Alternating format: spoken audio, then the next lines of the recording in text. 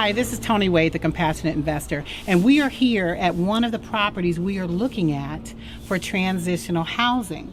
And I've got with me today my property manager, but also my better half. He and I have been together for, how long have we been together, babe? 11 years. 11 years. Has it been always wonderful?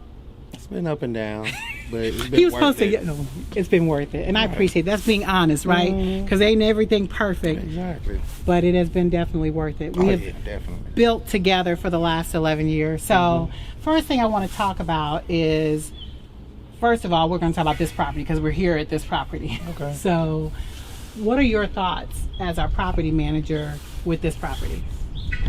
I think it's doable. Could we maximize it going back to a four-family?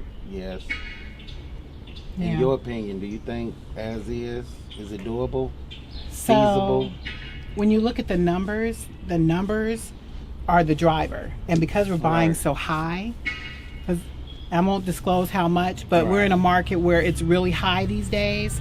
And so to buy something that is already overpriced because of the market and making sure it maximizes, we're gonna have to add that into the cost. Exactly. So like whatever we're buying this at, you're gonna add those costs on top of that because Right. that's a part of what you're putting into it. Right. So if I had to say, adding the $15,000 for the wall that's coming down on the side, at least addressing and that has to be done immediately. This here, that might be $3,000, $20,000. We're about $20,000 on top of our purchase price. Right. That's going to reduce our return on our investment. So I had ran the numbers before, and when I ran the numbers before, just keeping it as a duplex, we were at a 16.7% return, Right. which meant in 6 years we'd have our money back. So you add $20,000 back into that. On top of that, you're looking at putting us right back to where I really don't like to be. I don't like to be anywhere around 10. I really don't even like to be around 16, but because of this market, that's where we are. But in this return, for what it's going to cost us, I think it's too high. And that's not even adding what we're going to do on the inside, because we're probably at another, if we convert it to a 4-family, you're adding like a bath or another kitchen, that's another $5,000. So it's, 2 kitchens. yeah, 2 kitchens. Now you're looking at $8,000, Right. $10,000. So I think this property is not worth it. Or back to the negotiation table. So that's a power you have, Yeah. because sometimes you need to go back in and negotiate with the person you're buying from. Right. And that's just due diligence. Yeah, I just don't think they're going to budge because because I'm the negotiator and I got them down. I think I got them down a lot. I'm not going to say prices, but I got them down a lot. I don't know if they're going to go that much more down. So we'll see. Yeah. If I can get her to take that difference of what we're adding, it might be worth it because I want to at least stay. I don't want to go below Right. 15. After everything we just went through. Yeah, yeah.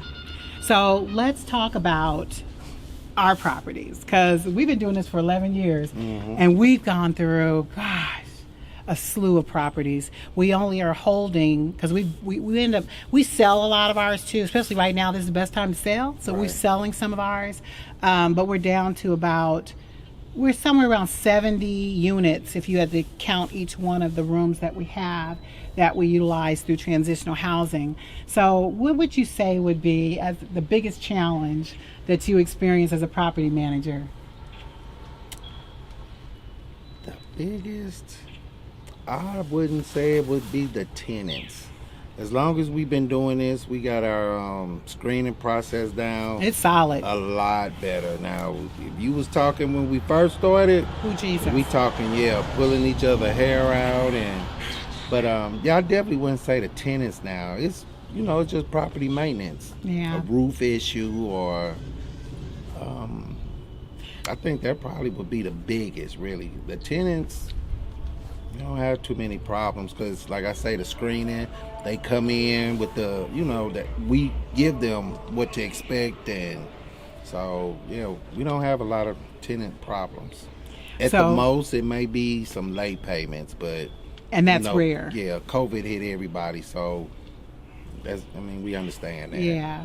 So with that being said, and it's because of the process that we put in, we've got very solid processes, guidelines that everyone must follow. Because when they don't follow it, We already know what's happening when they don't follow it. It's So that simple. we're very strict on our guidelines and the things that we put in place just to make sure it is managed well. Right. And I can honestly say, with Ty being in the field working with the guests as they're there at the properties, it makes it seamless because he's present every day.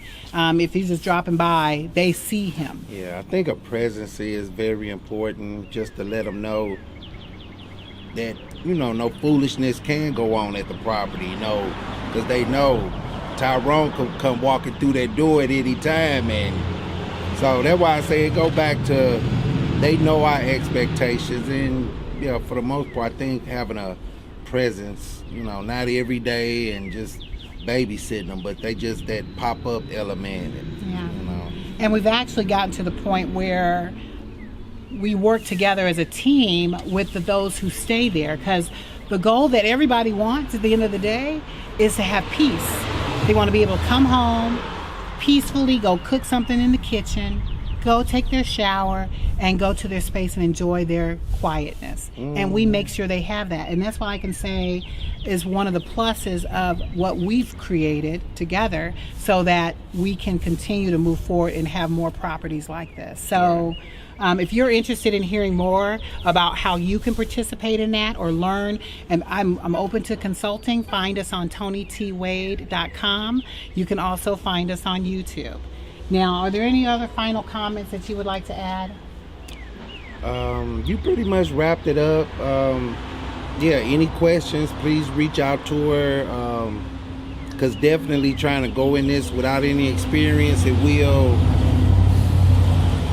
I mean, it's not fun. It's not for everybody. So, you know, I know things are tight, but you rather would go in with knowledge. At the beginning. Exactly, instead of just, yeah, because it probably won't end good. So. It doesn't. And I can tell you, I can count the endless people who've come to me and said, Toni, help me do this. And when I tell them how much I charge, they're like, oh my God, I'm not paying that. I was like, that's fine, you don't have to.